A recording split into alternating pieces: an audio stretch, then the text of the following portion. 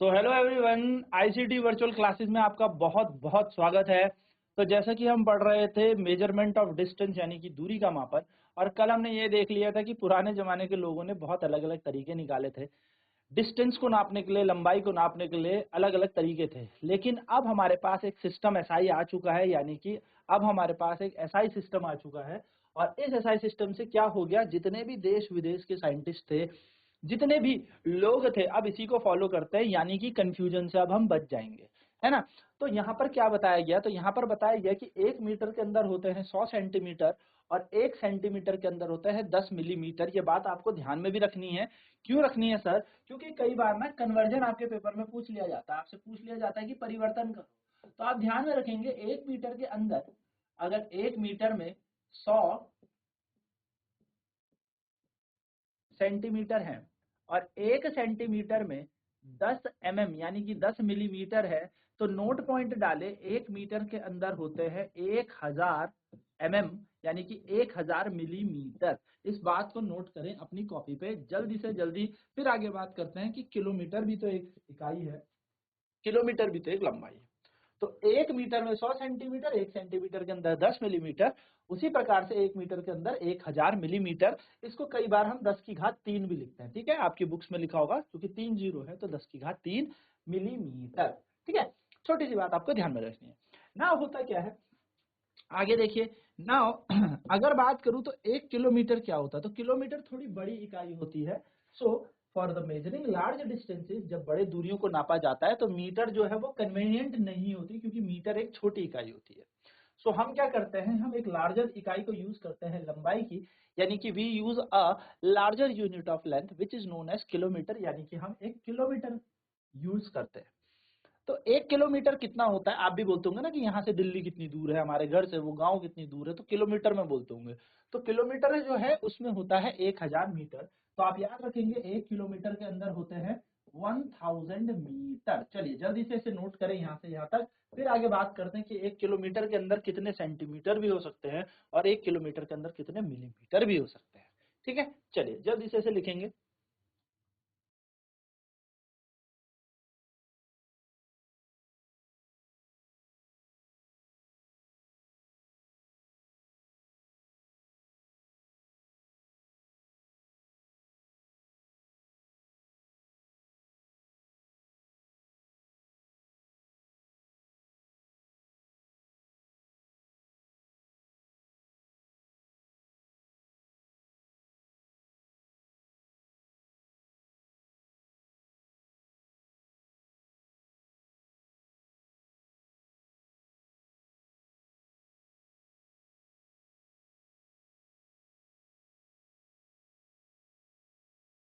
Now we can repeat all our measurement activity using a standard scale and measuring in SI unit। अब हम सारी की सारी चीजें जितनी भी हमने पीछे की थी सारी एक्टिविटी, वो अब हम मेजरमेंट कर सकते हैं मीटर में, और उन्हें हम बहुत ही एक्यूरेटली अब माप सकते हैं।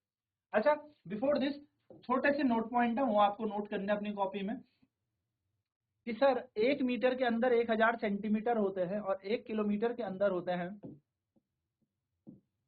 1 किलोमीटर के अंदर होते हैं 1000 मीटर।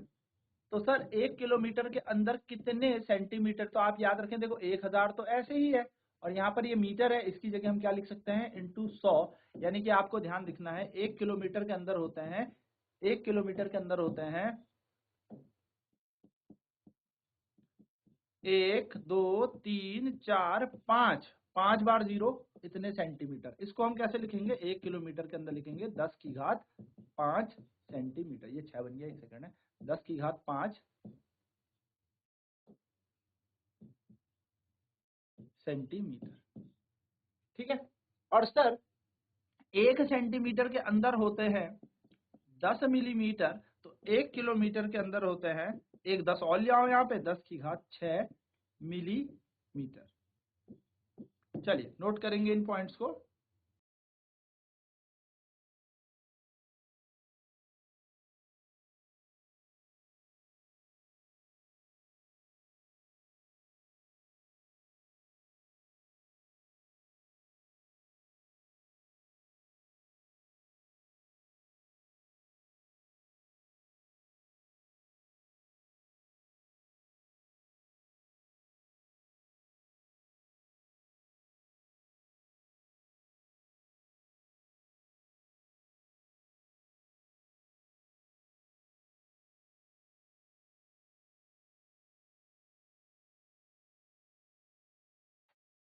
चलिए, तो we have a correct measurement of length in our daily life, we use various type of measuring device. तो हम अपने रोजमर्रा की जिंदगी में अलग अलग तरीके के मेजरिंग डिवाइस यूज करते हैं। We use a metre scale, हम क्या करते हैं, एक मीटर वाला फीता जो यूज होता है उससे नापते हैं लंबाई को, है ना, फॉर लेंथ। तो जो टेलर है वो क्या करता है, एक स्केल होता है उसके पास, यूज होता है, टेप होता है उसके पास, और उस टेप से बेसिकली वो क्या करता है, मीटर को नापता है। जैसे हम कपड़े लेने जाते हैं तो उसके पास एक रॉड होती है, मर्चेंट के पास ना मीटर रॉड होती है, वो 1 मीटर की एक पूरी रॉड होती है, वो लोहे का, वो जिससे क्या करते हैं, अपनी क्लोथ की लेंथ नापते हैं। तो for measuring the length of an object you must choose a suitable device. तो अगर हमें लंबाई नापनी है तो हमारे पास एक सुटेबल डिवाइस होना चाहिए, है ना। You cannot measure the width of a tree or a size of your chest using a meter scale। अब मीटर स्केल जो हमारे पास है उससे मैं अपनी चेस्ट की चौड़ाई नहीं नाप सकता। रीजन क्या है, उसके लिए मुझे टेप ही चाहिए, ऐसा फ्लेक्सिबल हो जो घूम सके, है ना। आप जब शर्ट बनाने जाते होंगे या कुर्ता बनवाने जाते होंगे, है ना, या जैसे बॉयज हैं वो पैंट सिलवाने जाते होंगे, तो वो बेसिकली क्या है, एक टेप होता है उनपे, उस टेप से ही हमारी कमर की मेजरमेंट भी ले सकता है, क्योंकि वो टेप फोल्डेबल होता है, वो मूव कर सकता है। अब मैं एक स्केल लेके आ जाऊँ आपका ज्योमेट्री बॉक्स वाला, तो वो कैसे फोल्ड करेगा, वो तो टूट जाएगा। तो हर एक चीज को नापने के लिए हमारे पास अलग अलग तरीके के क्या है, इंस्ट्रूमेंट्स हैं या डिवाइस हैं। तो measuring tape is more suitable for this. तो अगर हमें अपनी कमर की नापनी है या बेसिकली गिर्थ ऑफ अ ट्री नापना है, अब पेड़ की चौड़ाई नापनी है, तो पेड़ तो ऐसे गोल है, तो उसे स्केल से नापूंगा तो मुड़ेगा तो है नहीं स्केल, तो मुझे टेप लेना पड़ेगा। उस टेप से क्या हो जाएगा, वो पूरा का पूरा इजीली नापा जा सकता है। तो हर चीज के लिए हमारे पास एक मीटर स्केल होता है। हम यहाँ पर मेजरिंग टेप को ज्यादा सूटेबल बोलेंगे। तो फॉर स्मॉल मेजरमेंट, जैसे लेंथ ऑफ पेंसिल, अगर पेंसिल की लंबाई नापनी है तो हम अपना 15 सेंटीमीटर का जो स्केल हमारे जियोमेट्री बॉक्स के अंदर होता है उसको यूज कर सकते हैं। ठीक है, चलिए, तो नोट करेंगे फटाफट इन सारी बातों को।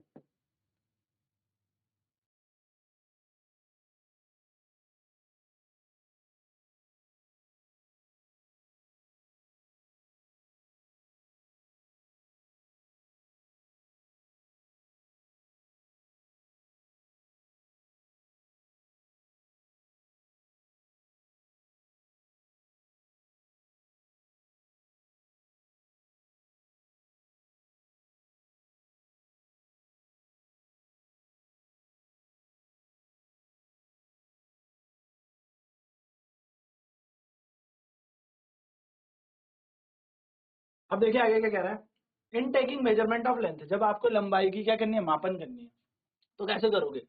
तो आपको क्या करना है, जब भी आपको लंबाई का मापन करना है, आपको कुछ चीजें कंसिडरेशन में लेनी है। जैसे place the scale in contact with object along its length. तो क्या करोगे, आप स्केल को लगाओगे और इस स्केल को लगाना शुरू करोगे एकदम कॉन्टेक्ट से, जैसे 0 सेंटीमीटर यहाँ पे लिखा होगा वहां से चिपकाओगे कोने को, और जिस लंबाई को नापना है वहां पे उसको क्या कर दो, प्लेस कर दो, लाइक दिस।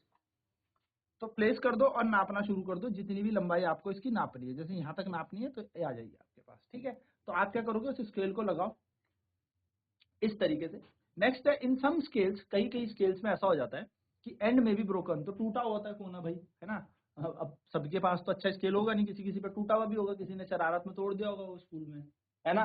तो अगर वो टूटा है तो क्या करो, तो you may not able to find the zero mark, आपको जीरो नहीं मिलेगा। तो जीरो नहीं मिलेगा तो क्या किया जाए सर, तो फिर आप ना रिफरेंस के लिए 1 ले लो, 1 पॉइंट ले लो, 1 से नापना शुरू कर दो, कोई दिक्कत नहीं है। जीरो हटा दो, 1 से नापो, 1 से कहाँ जाएगा, देखो 14 के बीच में आ रहा है कहीं पे, कोई दिक्कत नहीं है, आप 1 से शुरू कर दो। ठीक है, उतना हम क्या करेंगे, उसको हटा देंगे, 1 से नापना शुरू कर देंगे। ठीक है, सो यू शुड अवॉइड, आपको यहाँ पे क्या करना है, आपको अवॉइड कर देनी है मेजरमेंट फ्रॉम जीरो से लेना। ठीक है, तो चलिए जल्दी से इसे नोट कर लें इन 2 पॉइंट्स को, फिर बात करते हैं किस तरीके से आगे लेंथ नापनी।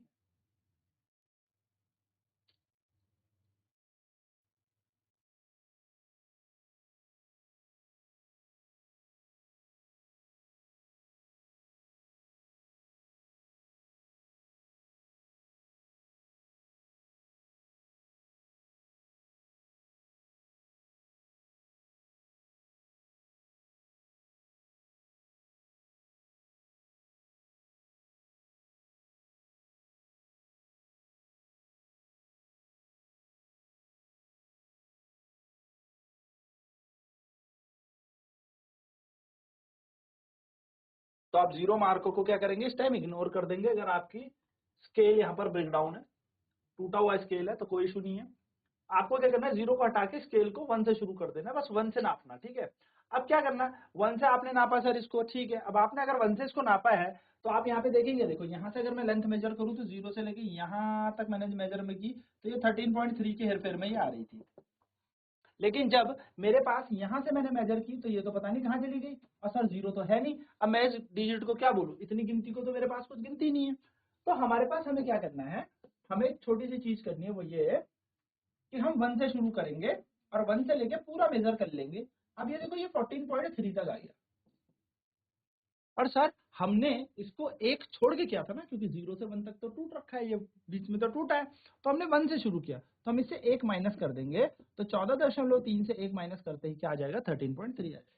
सिंपल बेसिक सा लॉजिक है, ज्यादा इसमें दिमाग लगाना भी नहीं है।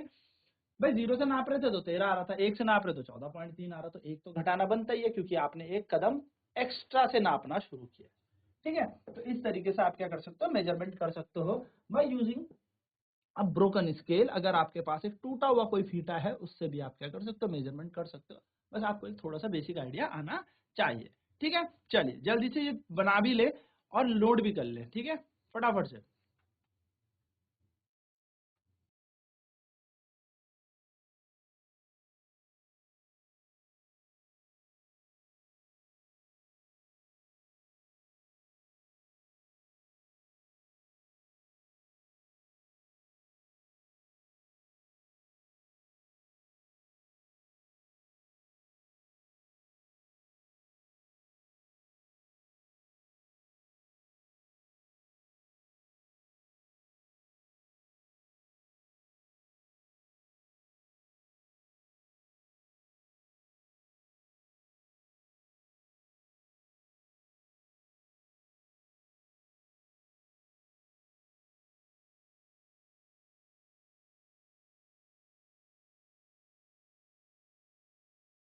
तो इस तरीके से आप क्या नाप सकते हैं, मेजरमेंट कर सकते हैं लेंथ की।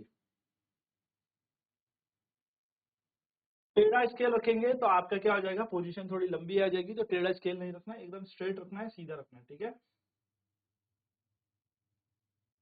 अब देखिए,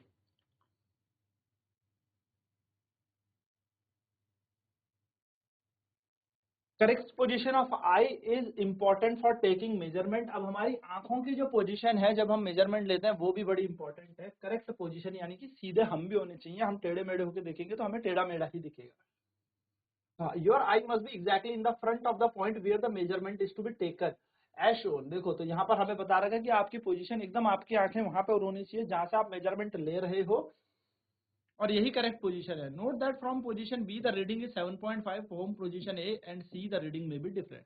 तो देखो जब यहाँ से आपने इसका मेजरमेंट करना शुरू किया, जैसे ए बी सी 3 लोग इसको देख रहे हैं, तो ए इधर से देख रहा है, बी सी इधर से देख रहा है, और बी सीधा देख रहा है। तो बी ने जो मेजरमेंट की, देखो बी जो देख रहा है, बी की आंखों के हिसाब से ये 7.5 है।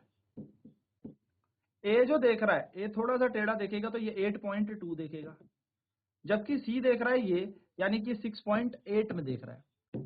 तो हर किसी का नजरिया अलग अलग, तो देखने का नजरिया अलग अलग, तो मेजरमेंट भी अलग अलग। इसलिए ये बहुत इंपॉर्टेंट है हम लोगों के लिए कि हमारी पोजीशन ऑफ आईज भी सेम और सही जगह पर होनी चाहिए, सो दैट हम एक अच्छी मेजरमेंट ले सकें। चलिए जल्दी से इसे भी नोट करें।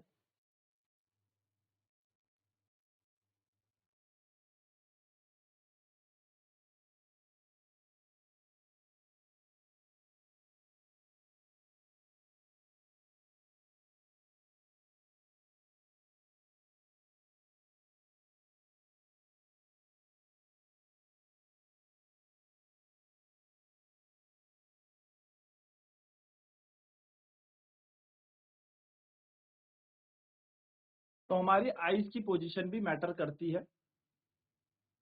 ठीक है, क्योंकि हमारी आईज की पोजीशन से ही क्या पता लगेगा कि हमारी मेजरमेंट कितनी है। तो यहाँ पर एक एक्टिविटी है, देखो, measure the height of your classmate using hand span and then by using a metre scale. आप क्या करें, हैंड स्पैम से अपने जो दोस्त है उसकी पूरी लंबाई नापे, और उसके बाद उसके मीटर स्केल से भी लंबाई नापे, यानी कि हमें दोनों तरीके से उसकी लंबाई नापनी है।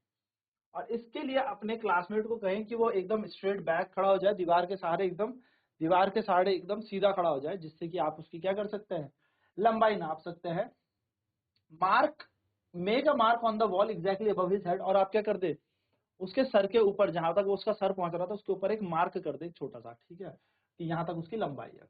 Now measure the distance from the floor of this mark on the wall by hand span, और धीरे धीरे क्या करे, दीवार को अपने हाथों से मापना शुरू कर दे, ऐसे ऐसे करके। यानी कि आपने क्या किया, अपने दोस्त को खड़ा किया, स्केल से लगा दिया सर तक, फिक्स कर दिया, जहां पे दीवार पे खड़ा था वहां पे मार्क कर दिया, दोस्त को हटाया, और अब आपने क्या किया, हैंड स्पैन से धीरे धीरे वो लंबाई नापनी शुरू कर दी, ठीक है। Let all other student measure the same length, और उसी लेंथ को क्या करे, ऑल स्टूडेंट को मेजर करने दे। तो आप देखेंगे कि हाइट जो सेंटीमीटर में थी वो अलग आई थी, हु मेजर्ड द हाइट, उसका नाम लिखें, उस दोस्त का नाम यहाँ पे लिखें, और आप देखेंगे कि कितने हैंड स्पैम आए, तो किसी का हैंड स्पैम ज्यादा आएगा और किसी का हैंड स्पैम कम आएगा, यानी कि किसी के हाथ की चौड़ाई भाई ज्यादा है तो वो ज्यादा नाप लेगा, कोई कम नापेगा, ठीक है।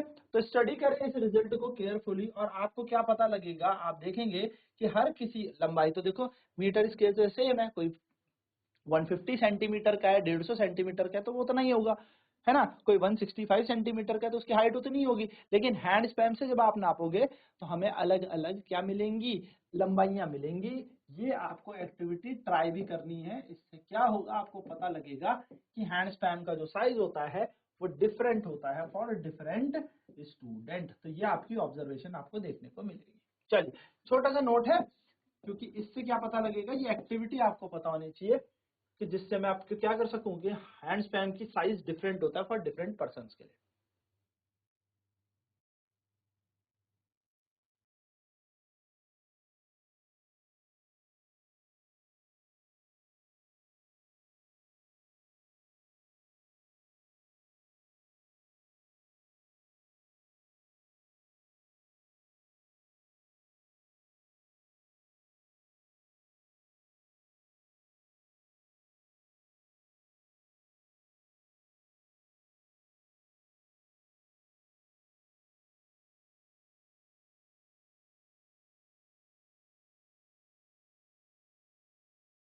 तो यहाँ से आपको पता लग जाएगा कि हर किसी की जो पाम हाथ का साइज होता है वो अलग होता है।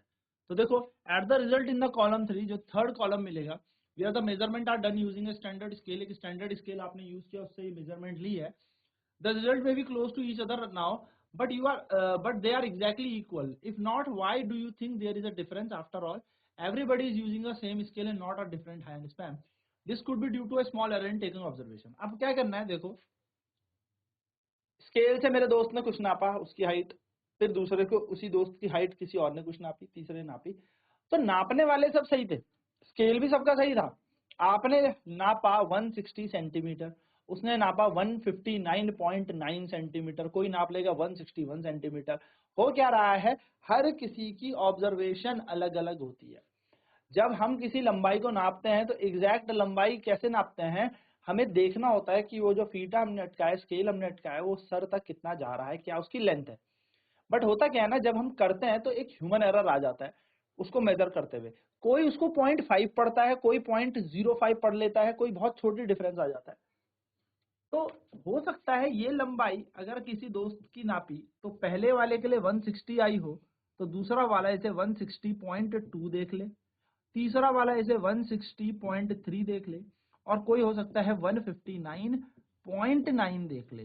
तो ये क्यों आया, बिकॉज यहाँ पर क्या होता है, थोड़ा सा हम लोगों के पास ऑब्जर्वेशन, यानी कि जब हम उस रीडिंग को ले रहे होते हैं तो हर किसी की ऑब्जर्वेशन में थोड़ा सा डिफरेंस आता है, थोड़ा सा अंतर आता है, और इसी ऑब्जर्वेशन के कारण ये हाइटें अलग अलग आ रही थी, हालांकि स्केल तो सेम ही था, ठीक है।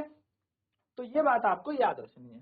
तो इन हायर क्लास, फिर हायर क्लास में हमें ये सिखाया जाता है कि कैसे हम इन एरर्स को, यानी कि इन त्रुटियों को हटाते हैं।